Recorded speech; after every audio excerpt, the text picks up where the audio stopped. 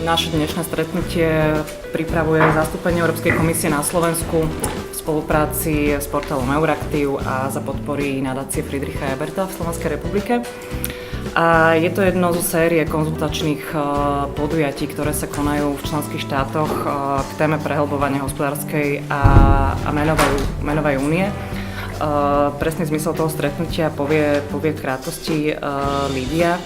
Možno len taký politický kontext, ktorý máme. Všetci samozrejme veľmi dobre poznáte správu 5 predsedov európskych inštitúcií, ktorej návrhy samozrejme v prvom rade budeme dnes nejakým spôsobom diskutovať, ktorá nejak predpokladá tú prácu rozvrhnutú alebo tú následnosť rozvrhnutú do dvoch fáz. Pričom Európska komisia predpokladá, že začiatkom roku 2017, na roku 2017 vydá bielu knihu, ktorá bude mapovať tú prvú fázu a nejakým spôsobom sformuluje odporúčania pre tú druhú. Pred teda tým zhodnotením je to aj čas, ktorý sa prekrýva so slovenským predsedníctvom v Rade EÚ a predpokladám, že aj toto bude téma, s ktorou nejakým spôsobom bude pracovať. Ale nie je účelom tohto stretnutia vlastne hovoriť o tých veciach, čo už boli predstavené a prijaté, ale skôr sa naozaj zamerať na to, aké sú ďalšie možnosti vývoja eurozóny, ako posilniť inštitucionálnu štruktúru, ako dať väčšiu legitimitu či zefektívniť fungovanie eurozóny.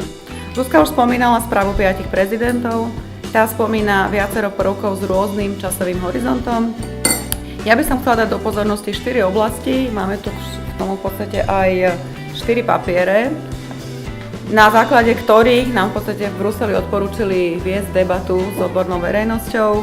Prvá časť sa týka lepšej životnej úrovne pre všetkých, teda konvergencie. Ku konvergencii dochádzalo hlavne pred krízou, počas krízy sa tento konvergenčný proces v prípade dobiehania juhu prerušil, v prípade krajín v našom regióne či v Pobaltia to naďalej pokračuje. Dôležité ale je teda, že v akých oblastiach vy považujete, že je potrebné dosiahnuť konvergenciu. Ktoré sú tie kľúčové oblasti, bez ktorých v podstate ďalší vývoj eurozóny by mohol mať ťažkosti a akým spôsobom mobilizovať členské štáty, aby sa o túto konvergenciu snažili.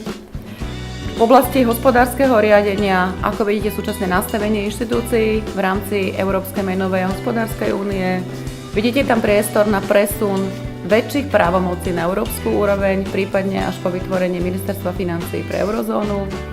A aké kontracyklické nástroje by ste si vedeli predstaviť, že eurozóna využíva? Tretia časť, vlastne aj tretí z tých našich papierov, ownership a accountability. Sú to dva pojmy, ktoré sa ťažko do slovenčiny prekladajú, teda vlastne ako viac nejak zdemokratizovať, zlegitimizovať eurozónu, jej nástroje. Vidíte väčší priestor na zapojenie národných parlamentov či Európskeho parlamentu. V prípade tých vecí, ktorých sa aj dennodenne venujem, to môže byť napríklad správa o Slovensku, že by sa prerokovala v Národnom parlamente, alebo správa, ktorú vydáva Európska komisia k slovenskému rozpočtu. Posledná oblasť, a takto v podstate aj sedí s programom, asi ako jediná z tých tém, je Európska hospodárska menová únia ako efektívny a globálny hráč. Teda vidíte priestor na spoločné zastúpenie eurozóny, hlavne pri Medzinárodnom menovom fonde alebo aj pri Svetovej banke. Vidíte tam nejaké prednosti alebo skôr nevýhody a akou cestou by sme sa k tomu mohli dostať?